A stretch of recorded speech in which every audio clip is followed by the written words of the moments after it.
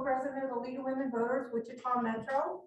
I'd like to welcome you all here this evening, our panelists, our audience here in the room with us, and our audience online. I'd also like to acknowledge the co-sponsors of tonight's event, Shockers Vote, Loud Light, Kansas Interfaith Action, Mainstream Coalition, and the League of Women Voters also of Johnson County, Lawrence and Douglas County, and as I said, Wichita Metro. Just some quick notes. Restrooms right outside the door here in the hallway. We are going to be recording tonight's event. It is being live streamed on Facebook, YouTube, and Zoom. So it will be recorded and shared or available for sharing after tonight's event. There will be a time at the end of our program tonight for a few audience questions. We're hoping that we have sufficient time. So we've handed out a few note cards. I'll hand out some more. If you think of a question as we're having our conversation this evening, by all means, please note it on the card, just motion and we'll grab that from you and be happy to forward it on at the end of our session. So I want to introduce our moderators for this evening. Ellie Flores is a 2022 Fall Fellow with Loud Light. She's a senior majoring in political science, and they hope to pursue a career in labor organizing. Ayrton Marroquin is also a 2022 Fall Semester Fellow and working with Loud Light, doing civic engagement and education about the upcoming November election. He's a sophomore student here at Wichita State, majoring in criminal justice with aspirations to attend law school and to become a criminal defense attorney. And with that, I will turn it over to them.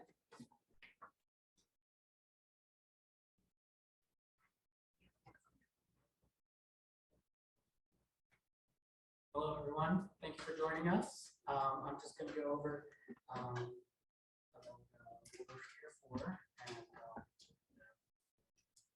this November, Kansas will be asked to vote on 2 constitutional amendments that would shift the balance of power in our state. Amendment 1 would increase the power of Kansas Legislature by allowing them to overturn any administrative agency decision with just a majority vote. And Amendment 2 would mandate the election of county sheriffs and would give the Attorney General the authority to initiate the recall of county sheriffs from office. Tonight's panelists will explain what a yes and no vote means and these amendments and the importance of your vote on November 8th.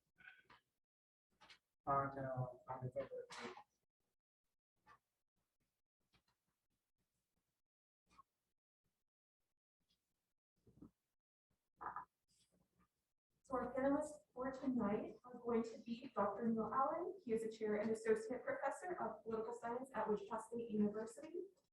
He moved to WSU in 2011.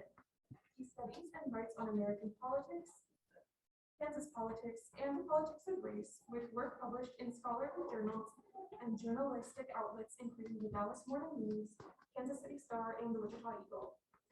Allen is a frequent commenter on American and Kansas politics and has been interviewed by media outlets including PBS Kansas, NPR IA, PBS Newshour and Politico. Dr. Alexandra Middlewood is an assistant professor of political science at WSU.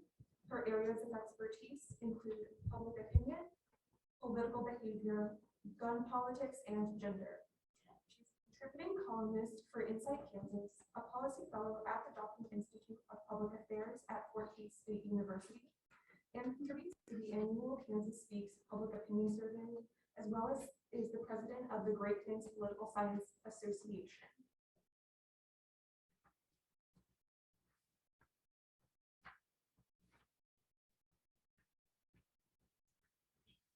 All right. For question 1. Let's start this conversation with some context for what we'll see on the ballot. We had a constitutional amendment on the August ballot, and now we have 2 new constitutional amendments on November 8th. Why are we seeing so many high-profile constitutional amendments in Kansas lately? What does this mean for the Constitution? Sure. So obviously we have seen a lot of high-profile constitutional amendments this year. And the first constitutional amendment in particular seems to stem from some of the polarization and the disagreements in Topeka from COVID-19, in particular, the powers between the legislative and the executive branch. And just in general, we tend to see more constitutional amendments now than we have in the past, as a lot of these issues are dealt with within the legislature, in the executive branch, the judicial system. It has often come down to voters to then have to make a decision on these amendments, because the different branches in Topeka are really struggling lately to work together. And so by putting the constitutional amendments on the ballot, it allows the citizens to have the final say. And a lot of the legislators in particular hope that the citizens will have a particular type of input on these constitutional amendments. Yeah, I think that's right. And one of the reasons why we see more recently is frankly because it's so hard to amend the Constitution here in Kansas. So we're all probably somewhat familiar with the amendment process for the United States Constitution, which is extremely difficult, requiring majority of both houses of Congress, which is frankly the easy part, followed by 3/4 of states. So we have only amended our Constitution 27 times, of which 10 of which were at the very beginning. And then we add probably the next couple, the first 12 or so, are more or less cleanup from and part of the initial founding period. After that, we've amended the Constitution very few times, including and also to give an idea about how hard it is. The Equal Rights Amendment, which basically what is that? Basically, the Constitution guarantees rights or recognizes and protects rights for women, just the way it does for people based upon race, ethnicity, or religion. That failed because it only got it needed 38 states to ratify it. It got 37, and that was when it was very popular nationwide, supported by both major political parties and all of their presidential candidates. And it had 10 years to do it and still couldn't make it. On the state level, most states are much easier. Some are really easy. So in some like California, Colorado, you really just have to have enough petitions to get something on the ballot and then win a majority vote. In Kansas, it's harder. We look like the federal system at the beginning, where you have to have 2/3 of both houses of the legislature, and then we have to have a majority vote of citizens. So Kansas thus amends its constitution fairly infrequently. In the last dozen years since I've lived here, we have amended it twice. Once to clean up a fairly minor issue involving how we counted voters for purposes of redistricting, and the other was the right to hunt, fish, and trap. Most people forget about the trapping, but that's important too.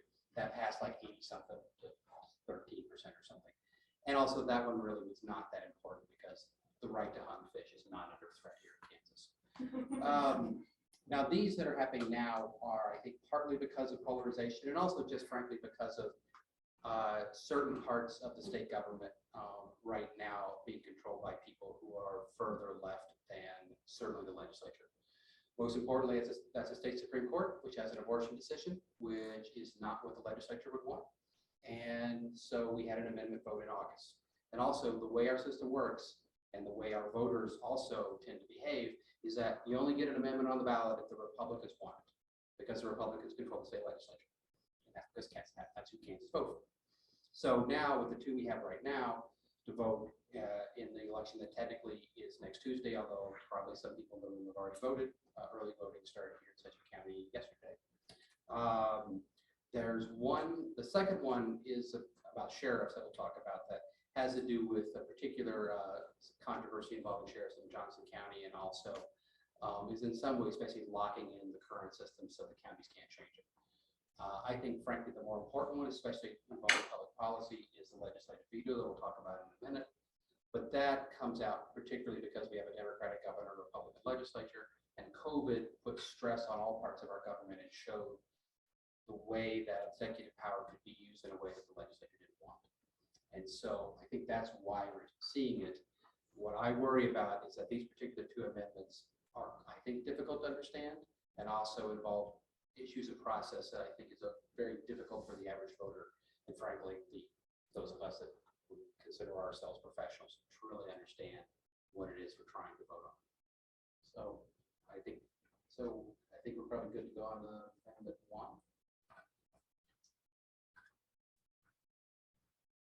Yeah, thank you so much for those answers. So let's focus on the proposed legislative veto amendment first. So what exactly is proposed amendment 1 and why is it on the November ballot? So the term that's being used for this constitutional amendment is the legislative veto.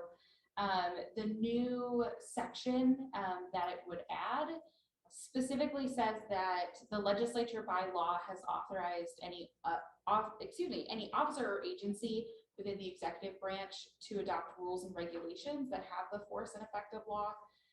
Essentially, it allows for the legislature to have more oversight over what is happening in the executive branch, particularly within the bureaucracy, which are the people who administer decisions, essentially, that are made by the legislature. And so this really gives the legislature more oversight of what's happening in the executive branch instead of the governor having that oversight over what's happening in the executive branch.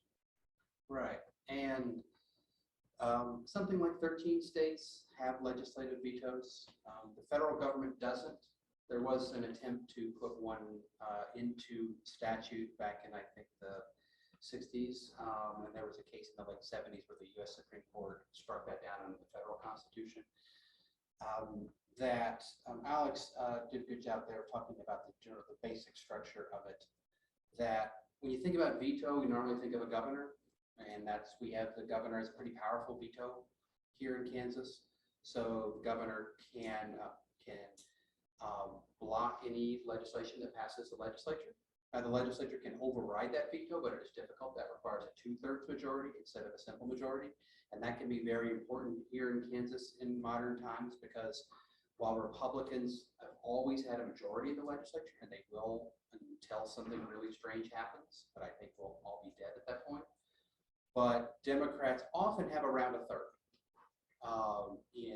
And also, even if they don't, they often have allies in Republicans that, for whatever reason on a given issue, depart from the majority of their party. So the veto matters a lot. And also the veto matters even when it's not used, when it's a possibility. Also, our governor has a line item veto, which means the governor can veto particular parts of bills. That's a power the U.S. president doesn't have, but it's a really important power here in Kansas. The legislature has weapons if they want to, sorry, I'm using military metaphors. They have resources if they're in conflict with the governor. But those resources are often harder to deploy. And in particular, they often require the legislature to pass a new law, which itself is subject to gubernatorial veto. So the legislative veto would allow them to veto things themselves, and also not just actions of the governor, but actions of administrative branch agency heads. So like the Secretary of Education, the Health Secretary, the Commerce Secretary, and we saw the importance of a lot of this during COVID. I think this amendment likely wouldn't be on the ballot if it wasn't for COVID, but I think the larger point of it is still relevant even if we're not in a pandemic crisis. And also, I think that if you want to assume that the legislature in this state is going to be majority Republican, but the governor is competitive. In recent years, that's been true. The last 2 governor elections have been within 4 percentage points. 5.5, I think, the last one, but very close. This current one looks like it's going to be pretty close too. And there's some things about how Kansas have sorted out where they live, combined with a little bit of gerrymandering, that makes it difficult for, even more difficult for Democrats to ever get to a majority. So really, the legislative veto, from my analysis, is really important if the governorship is held by a Democrat. Not as much if it's held by a Republican, particularly considering it looks like the Republican Party is going to nominate candidates in the near future, like Attorney General Schmidt, who are fairly representative of the Republican Party and look a lot like the Republicans in the legislature. If you go back more than 10 years, the Republican governor candidates often were moderates that were significantly left of the legislature. I don't think that's going to happen in the near future. But that's, I think, how it fits in partisan dynamics. I would also add that it puts a strain on our legislature, or would, if it were to pass, would put a strain on our legislature. We already have a part-time legislature that often struggles to deal with issues in real time. And if this amendment were to pass, it would likely require the legislature to come back into special session to pass legislation or to vote on the actions of the executive branch, which they currently only come back into session usually once, maybe twice a year after they're done. And so it would really put even more of a burden on the legislature to have to come back into session more often to address these issues, which they don't necessarily currently have to do. Right, and also, I think the leadership in both houses of the legislature, which the current leadership will only be there for another, I think, couple of years because we have a kind of rotation going on here in Kansas. But for future legislative leadership, I wonder if they might see that if this passes, they might regret it a little bit because it does give them more power, but then it makes it harder to say to you more extreme members, yeah, okay, you say you want to do that, but we don't have the power to do that. So maybe we'll pass a resolution, but let's just get back on the business because we got to pass a budget. But now if you have this power and there's either a governor or an agency head who is doing things the legislature doesn't like, then the leadership of the House and the Senate are going to be under a lot of pressure from their members to have votes. And often these votes are going to be tough ones because it's probably, if they're going to be voting on it, it's probably having a significant effect. Or maybe worst case scenario is we have a legislature just more or less is in constant session as a revising group and looks at whatever the health secretary, the education secretary did last week and starts to try to change it. And, you know, I don't think our legislature is ready for that kind of work. Yeah, thank you so much for that answer.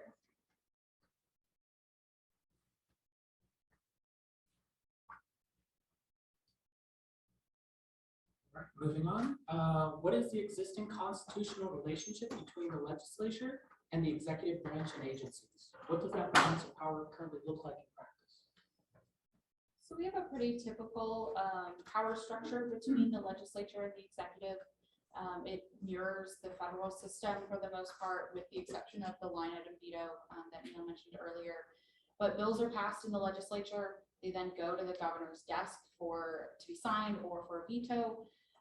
In Kansas, it really becomes interesting when you have a Democratic governor like Laura Kelly vetoing legislation, because then it has to go back to the legislature, and at least in its current form before this election next week, it does have a supermajority, but often fails to override that veto because of some coalition building that happens between moderate Republicans and Democrats in the legislature. So we have a fairly basic and simple separation of powers and checks and balances in Kansas that mirrors the federal branch of, or excuse me, the federal level of government. But if this were to pass, it would give the legislature considerably more power over the executive branch. Thank you so much for that answer. So can you give the voters a clear understanding of what their yes vote means versus a no vote? So if the amendment passes, what actually would change and why should we care? Well, you should care because it's government politics, and that's the most important thing in the world that everybody should care about.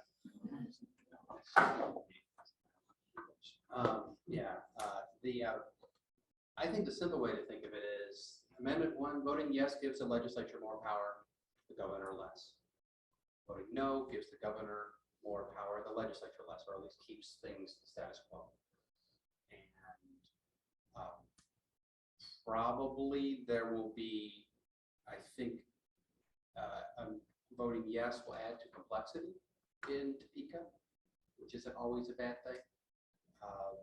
But I think really just the way to see Amendment 1 is vote yes if you want to restrain the governor, vote no if you want to keep the status quo.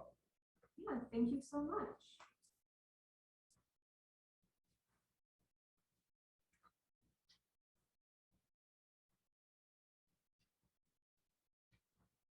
If this amendment passes, would you expect any challenges, such as a legal challenge when the legislature uses this veto power? What would that look like? I guess I'll take that one because I teach a little bit more on legal matters. Now, it would clearly be constitutional because that's the whole point of it. is that it would have fought, and I don't see any reason to think that this hasn't followed the pattern and practice of how you pass constitutional amendments. I would foresee some difficulty in applying it. I think there will be some question on definitions of who is an executive branch officer. That I can imagine some difficulties involving county or city officials who are acting under authority of the state government and how they fit into this particular story. And also at some about defining what a regulation is. Also, I would think that it'll, depending on how effective the legislature's staff, and also note here in Kansas, our legislature has a very, very limited staff compared to other legislatures, that I could imagine some difficulty in writing legislative veto resolutions in a way that would accomplish what was intended, or not do way more than is intended. But I think that a lot of it will just depend on what issues people focus on. But I think that's one that I don't think can be answered at this point, which is frustrating, but I think it's fairly accurate. I would also add that having this be a constitutional amendment is the only way that Kansas can establish a legislative veto. It tried to do so in 1939, and that was found unconstitutional by the Kansas Supreme Court. And so really having this as a constitutional amendment is the only way for the legislature to establish a veto, which is why you see it on your ballot next week. Thank you.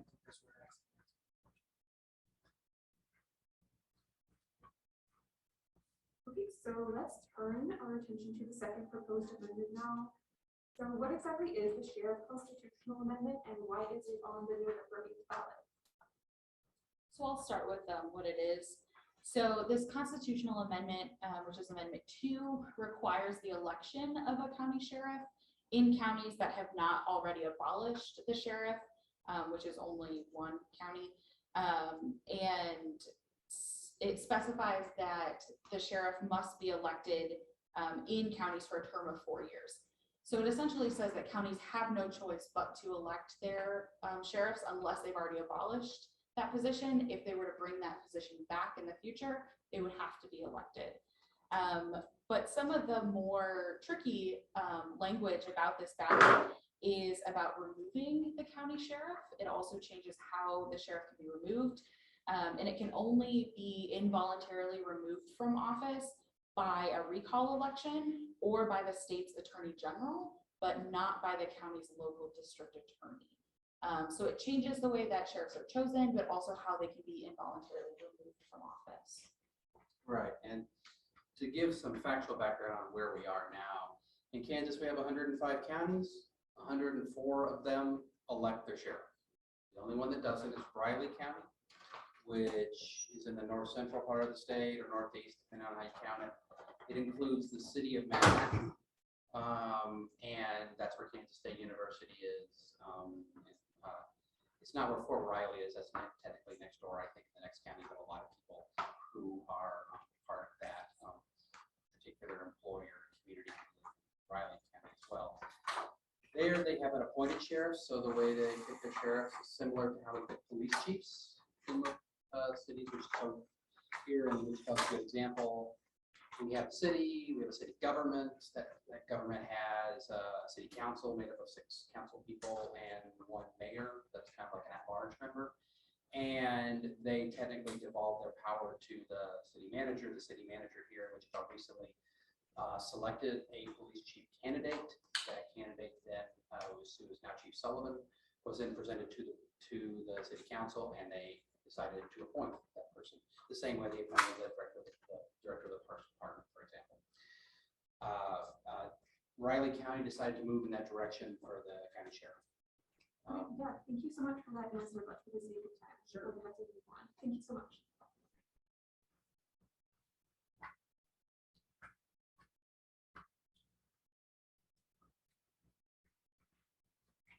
On the same topic, some sheriff's offices have indicated support for this, and how would this amendment affect them? If passed, how would it impact local and municipal government, especially when it comes to involuntary removal of the sheriff? Well, I guess I'll start on talking about the non-removal part of this. So there has been some discussion in Johnson County, the state's largest county, made up of suburbs of Kansas City mainly, about moving to an appointed system. That has something to do with some disagreements between the county elected government, like their county commission, and their sheriff, which I'm not that terribly familiar with. What this would do is prevent counties from moving to an appointed system. It also would prevent something that is frankly probably unlikely in most places in Kansas, but there's a strong argument for it. It would prevent consolidation of law enforcement, at least a total consolidation under a single official. And in Kansas, one of the issues that we have is because we have so many counties, so many cities and that we could not, for example, go out to a county in western Kansas that has only 20,000 people in it and has a county seat with 5,000 people. And so there's a police chief and a sheriff. That county would not be able to consolidate all that together into a single entity. With the exception, I suppose the city could give up their police power and just give it to the county. And so, it makes sense that a lot of sheriff's offices and counties are supportive of this because politicians who are elected tend to support continuing the form of election that elected them. That's rational behavior by a human being. Yeah, it basically just guarantees that the sheriff will always exist and will be elected rather than appointed. And then the recall part is interesting. We have recall for lots of officials in the state. It's not used terribly often. It's kind of hard to use. And also on the county level, like here in Central County, that currently is supervised by the county attorney. There was an attempt to recall a county commissioner a few years ago. Didn't go forward because it didn't meet the standards by which you could recall somebody, which are usually pretty tight, thankfully. We don't want to have recall elections every other year. Now that power would go to the attorney general, which is a statewide elected official. Yeah, thank you so much. So what exactly would change if Amendment 2 doesn't pass? Or in other words, what would a no vote do? I mean, a no vote would really just maintain the status quo. So it really wouldn't change much. It allows for counties to still choose how they want to either appoint or elect their sheriffs if they wanted to consolidate, as Neal discussed. And it really doesn't change anything. It just keeps the status quo the way that it is. Yeah, thank you so much, Alex.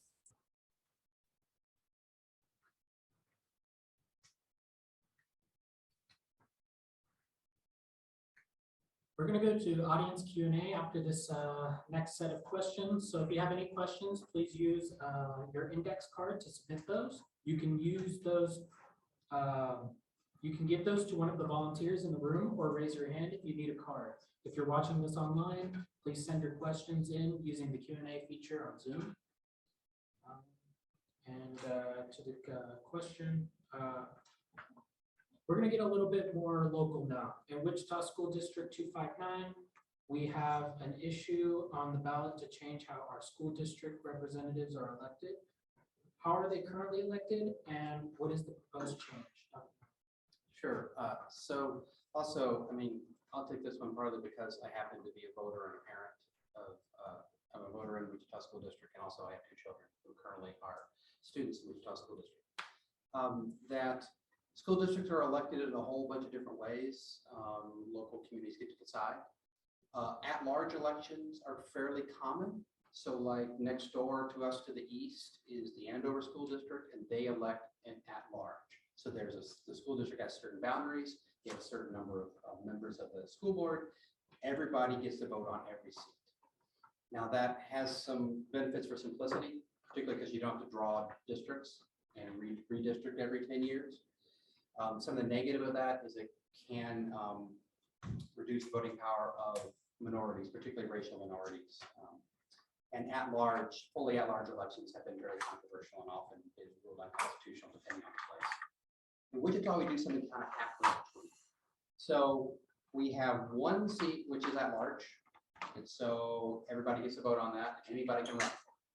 We have 6 other seats where the candidates got to come from a district, from a defined area, and those 6 areas are all evenly populated after every census. But the vote is at large through the whole district.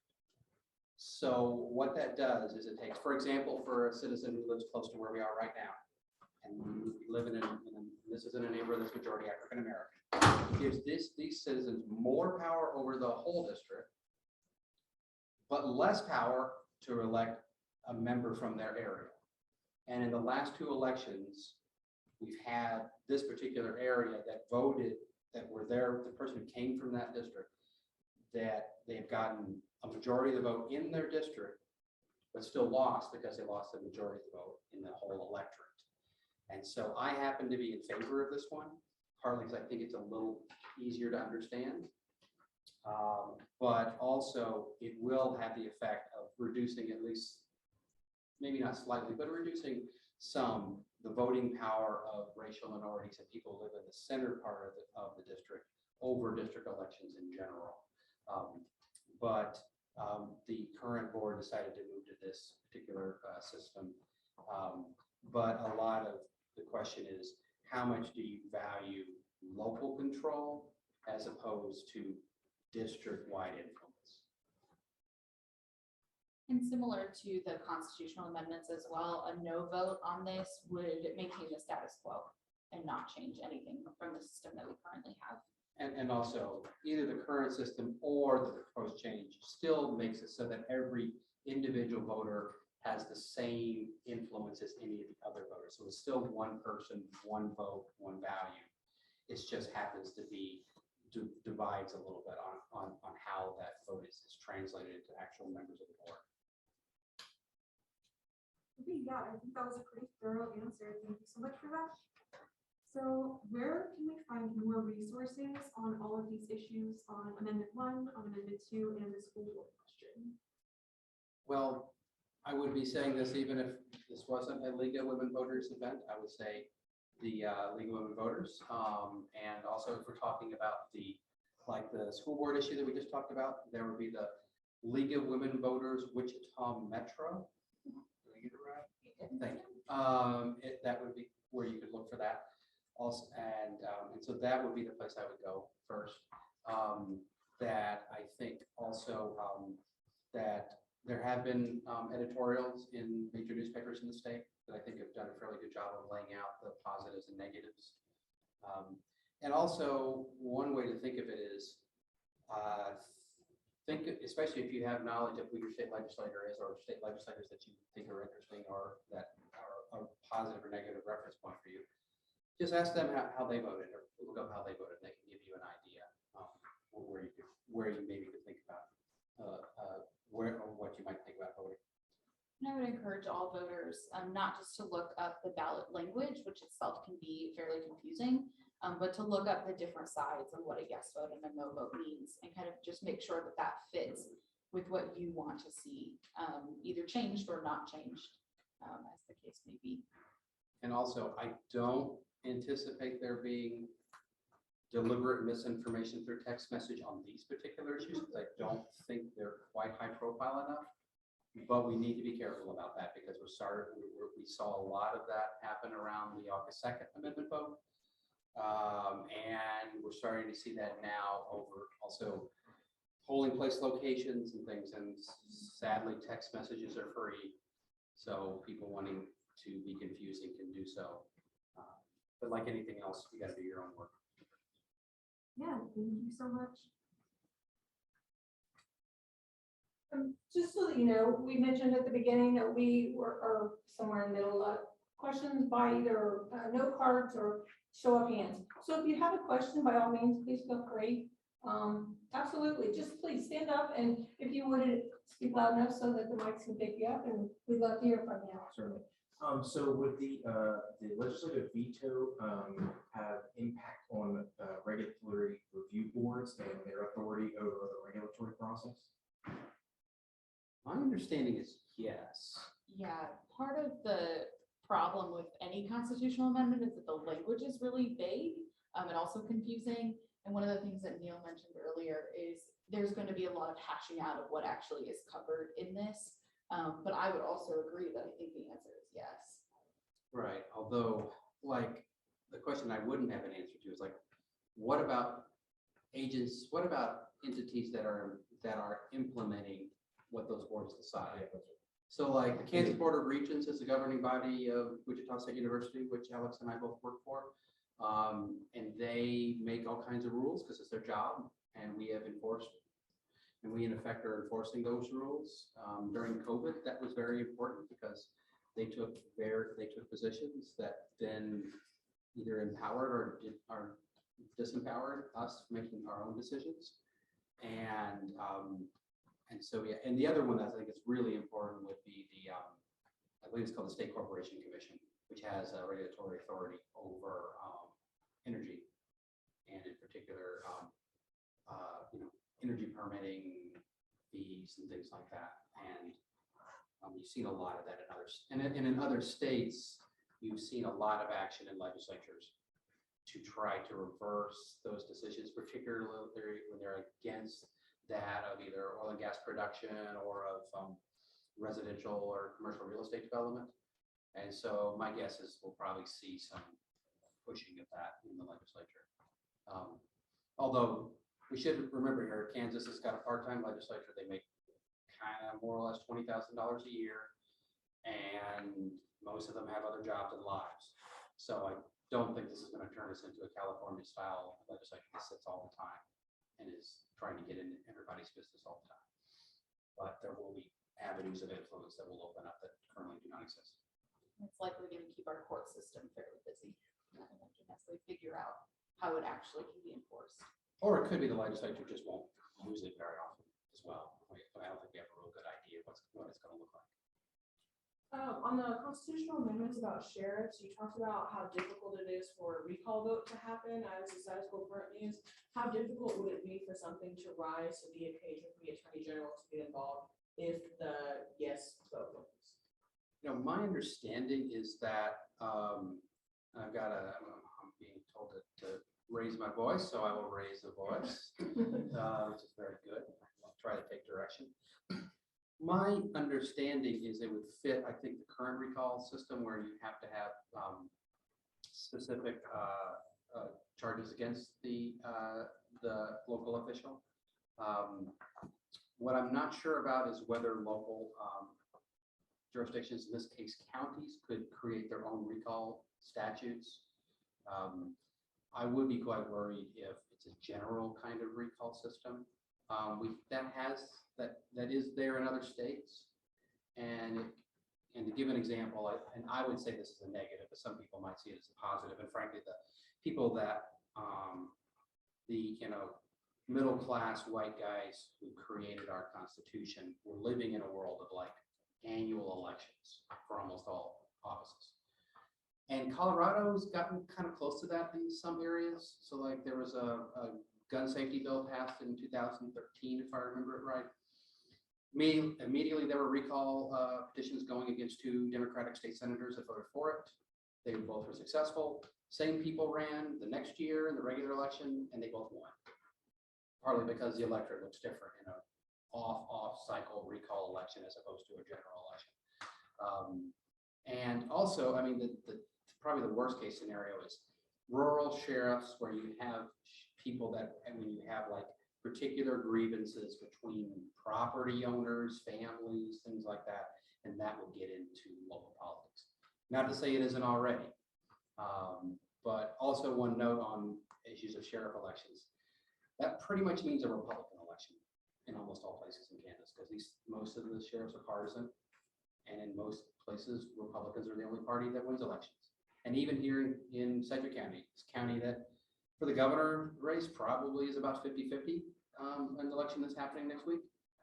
But we have a Republican sheriff who is unopposed for reelection, because the Democrats don't even run.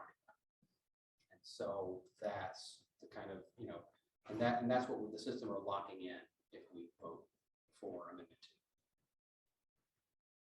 2. Other questions? So I have one. So we were talking about the change in the school board. So can you kind of set up the scenario that presented itself back in 1994, what brought this about? Because a lot of people, I'm showing my age, don't realize what Wichita was based on. A lot of that was based on at the time with the busing and such. So can you kind of speak to that? Sure. and this is really going to be all of what I read because in 1994 I was a high school student in Indiana.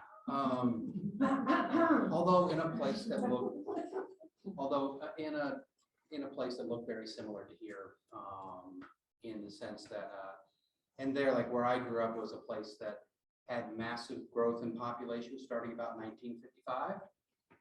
And the biggest reason for that was because that was when school desegregation became law from the Supreme Court. And also Wichita and the small number of places in Kansas that had legal segregation, like Southern Indiana, where I'm from, actually obeyed the Supreme Court immediately.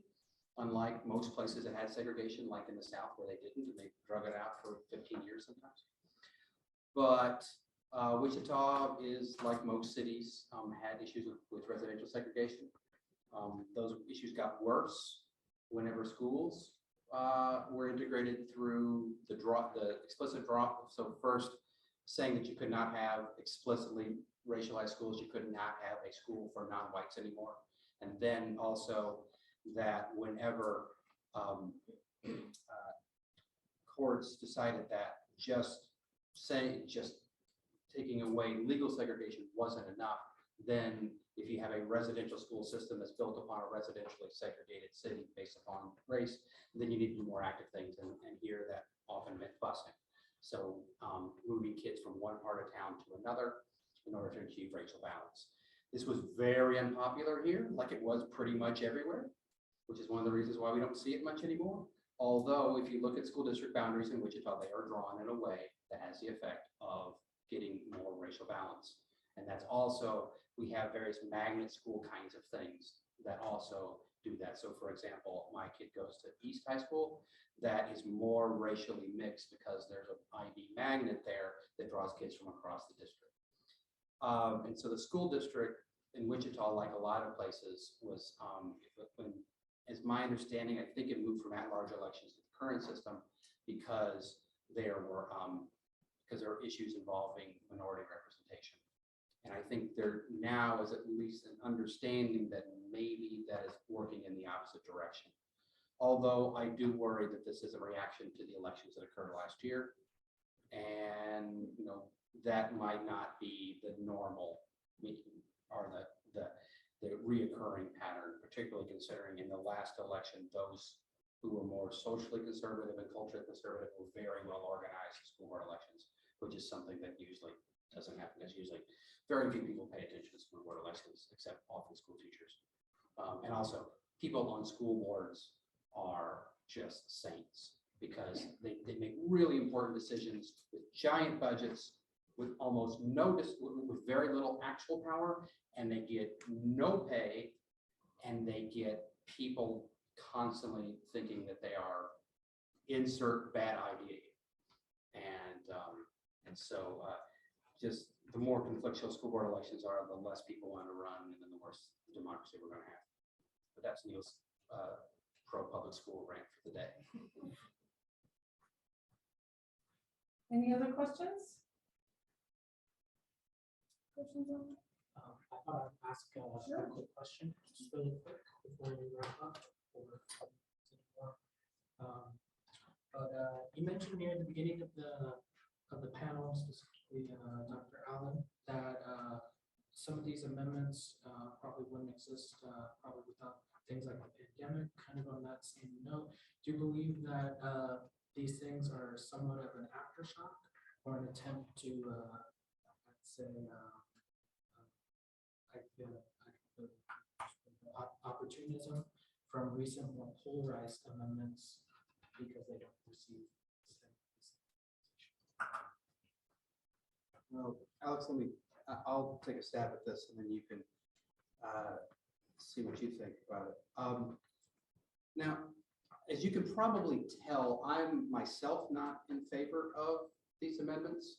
And we should note here that Wichita State University and the Political Science Department and me as a faculty member, along with Dr. Middlewood, as we've talked about this a lot, we don't endorse candidates, we don't endorse parties, we don't endorse individual campaigns. But these are democracy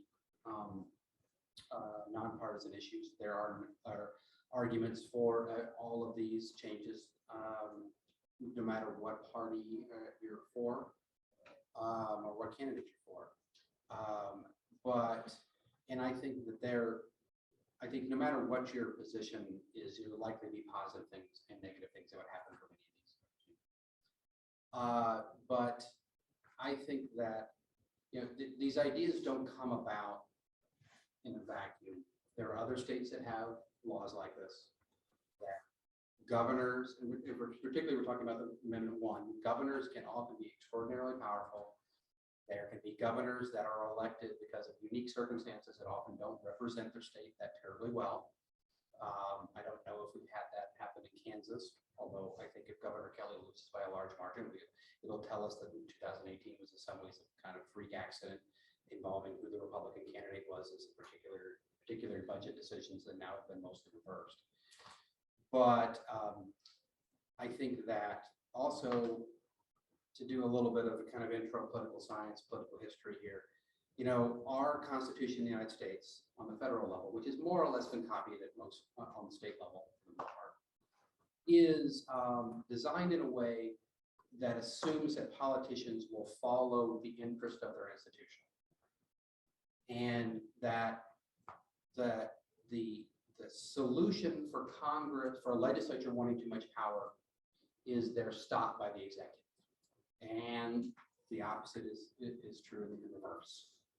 Now, when you have a situation, though, when you have political parties, which were not anticipated by the drafters of the U.S. Constitution, even though the most important one, James Madison, within about 5 years, decided political parties were the most important thing ever. He founded the first modern one with Thomas Jefferson. But if we have a situation where parties just want to make part of government more powerful because they do better in electing people to that part of government, then that can be dangerous. But also, on the other hand, if a governor is popular enough, then they'll be fine. So that's my guess. Yeah, I would agree. I mean, the whole reason that we have separation of powers is because the best way to limit the power of one branch is to give power to the other, so that they kind of cancel each other out, or it can at least have that check and balance on each other. And this amendment changes that, right? And it changes that coming out of a period of time where the legislature wished they had more power over the executive branch, a lot of the decisions that were being made during COVID. And so I would say, I think that this is opportunistic, and it's smart of the legislature to take that opportunity to put this on the ballot during a time where COVID is still highly polarized. And also, one thing I should note is that probably, I think maybe the more important effect of it will be on public education, because that's where a lot of citizens and organized groups identify particular policy decisions they disagree with. And we're seeing that a lot involving libraries and sports that you can play in particular intercollegiate or inter high school sports is an issue that may get into this. But also on COVID, we should note here that the legislature, they exerted a lot of power over the governor. And so Governor Kelly was not able to do everything that she wanted because the legislature has existing power over the governor. And also, you can see how that worked in that at one point, Governor Kelly actually ceded much of her health department powers to one particular board that was most dominated by legislative appointees. And the reason she did that, it was the only way to gain stability in her orders, because she lacked the power to make them stick. And the reason for that was not just because of the legislature's power, but also because Kelly's orders were frankly not popular enough to back down the legislature. And if she had been able to use her superior access to media, because Governor Kelly could get her message out in a way that no member of the legislature could, if she had been more successful in making her argument that what she needed and what she was doing was necessary, then that on one hand, she wouldn't have had the trouble dealing with the legislature. And also now, if she wanted to, she could probably stop this amendment. But it is notable that, the governor is not talking about this. And I think some of that is because I'm not sure if that would be a positive or a negative. Alrighty, thank you. With all that being said, I'd like to thank our panelists, Dr. Alex and Dr. Allen up here, and I would like to invite Anita Austin with Nodlight up here for closing remarks.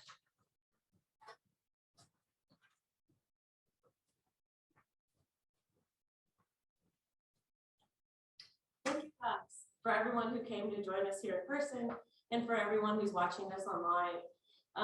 Big thank you to our panelists and for the education you shared with us tonight, and also for Ellie and Alex, who did an excellent job moderating here. A lot of organizations collaborated to make this possible. Shoppers Vote, Loud Light, Mainstream Coalition, the League of Women Voters of Johnson County, Douglas County, and of course, right here in the Wichita area metro. We even have Martha Pint in the room, who was instrumental in making these things happen.